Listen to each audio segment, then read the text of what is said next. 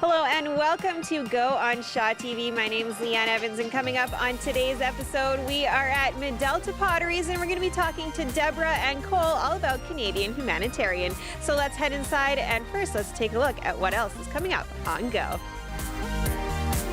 This is Davina. She's all black. She is a domestic shorthair, and she's 1 year and 7 months. She gets along well with all the other cats here, but please no dogs for Davina.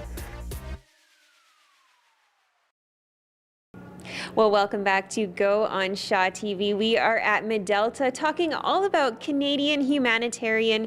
Deborah is joining me. She is a co-founder of Canadian Humanitarian. Thank you so much for joining me today. You're welcome. All right, so when did this all start for you? My husband and I adopted 2 children from Ethiopia in 1994, and when he made that trip, he came home feeling like he wanted our family to help the children that were there. So we worked for a number of years trying to decide how we could best help.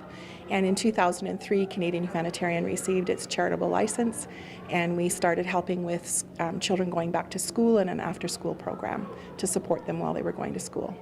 So back in 2003, then this was all brought to light? This was all brought together in 2003, yes. Okay, so what exactly does it all do? What does Canadian Humanitarian do? Canadian Humanitarian has a unique program in that we not only help students go to school that would otherwise be on the street working or living on the streets. We actually help them to be able to go to school, so we pay their tuition and their uniform fees and get them school supplies. And then we have them come to an after-school program, which I think is probably the real key to our success. The after-school program, they go to the school that's local in their area, and then they come to the center and they have a hot meal. They have tutoring for their classes. They get to participate in special interest clubs like music and drama and book clubs and soccer and things like that. Things that we would consider any child would do normally here, or that had a family that was supporting them. They don't have families to support them, and so this is basically what the program is doing. So have you been able to see a lot of success throughout the years? We have. We've now probably in some of our centers, most of the students that were originally there in 2004 and 2005, they're now graduating from university and college and moving on to their life's work. So it's very rewarding in that we've been able to have a long-term commitment with each of these students and see them succeed in reaching their dreams or their hopes of being able to have a college or university education. Now, as you said earlier, you adopted some children from Ethiopia. Is this why you got into this? Yes, I think, it's really hard if you haven't been somewhere to put a face to poverty or put a face to what it's like for a child's life somewhere else. And I think that's what happened for us. We started off with wanting to bring 2 children that needed a family permanently into our home, but then the exposure to what all kinds of other children were living like made a profound impact on my husband, and then of course on myself as I went and traveled there too. So that's where the initial motive comes from. And just, sometimes when you see something, it's no longer anonymous, it's no longer theoretical, it's real, and it's real people. And that was a strong motivation to do something to help these real people that we knew.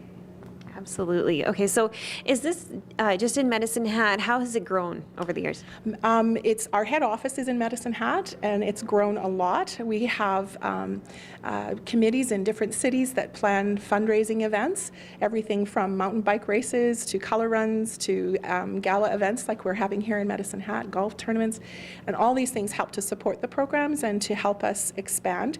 When we first started in 2003, we had 40 students, and now we're up close to 700 students. So it's grown in that respect as well. And we also are a charity in the U.S. now, so that those in the U.S. that want to assist in the work that we're doing can participate. So it's grown a lot, yeah. Okay, so how can people get involved? How can people find out more information? We do have a website, CanadianHumanitarian.com, if people want to look at that. Locally, we're always looking for volunteers. We love to have people travel with us as volunteers and actually do some hands-on real sharing of life skills as a volunteer in Ethiopia or in other countries in Africa where we work. So those are ways that people can be involved. So on November 18th, we are having our big Medicine Hat Gala here at Medalta. It's going to be a really fun evening. We'll have some things about Ethiopia and some cultural parts to it. It'll be a phenomenal meal and just a really fun event to be part of. All right. Well, I'm going to be joined by Cole later on in the show. She's going to be telling us a lot more about the gala that's taking place here at Medalta. Deborah, thank you so much for joining me today. You're welcome. Thank you. Thank you very much. All right. We have lots more coming up on Go. Well, welcome back to Go on Shaw TV. We are at Medalta talking about Canadian Humanitarian and the gala that is coming up on November 18th. Cole is joining me now. Thanks so much for joining us. Thanks for having me. All right, so tell me about the gala that's coming up November 18th. So the gala is called Beyond Belief. We have Andrew Allen, who's a Canadian singer-songwriter, joining us, performing, talking about a recent expedition he went on in April, and he just went and had a wonderful time, so he's coming here to share his experience with us. All right, so is anybody welcome to come out to this gala? Absolutely. Everyone's invited. The more the merrier. Tickets are available on our website, through our Facebook group. Our website is CanadianHumanitarians.com, or check out Beyond Belief 2015 on Facebook. There's links to tickets there. They are available, and we are hoping to have a sellout crowd. I know tickets are selling really quickly, so try and get them as quick as possible. All right, so how long has this been going on for? So this actually started in 2009, and it was called Medicine Hat Magic, and it's now transformed for the past 3 years. It's been Beyond Belief, and it's just been an awesome experience. So we are growing rapidly and hoping to have the growth continue. And how much did you raise last year? Last year we raised over $30,000. So, if we can just increase the donations and the auction and get as much as possible, and I think it's a really cool experience that we can have a celebrity join us this year and share his experience with us. Okay, so Andrew Allen's going to be joining us. What else can people expect? We have a really cool traditional Ethiopian coffee ceremony happening. We'll have some traditional Ethiopian culture, dressed people. They'll be here, they'll be taking photos. We have the expedition conversations. There's an awesome meal, great desserts. We're going to have a coffee bar open. Our silent auction is already really exciting and fun. Some of the things that are in there are, we have a wine pull going on, so it should be a really, really great night. Okay, again, how can people find out more information? Check out our website at www.canadianhumanitarian.com or on Facebook.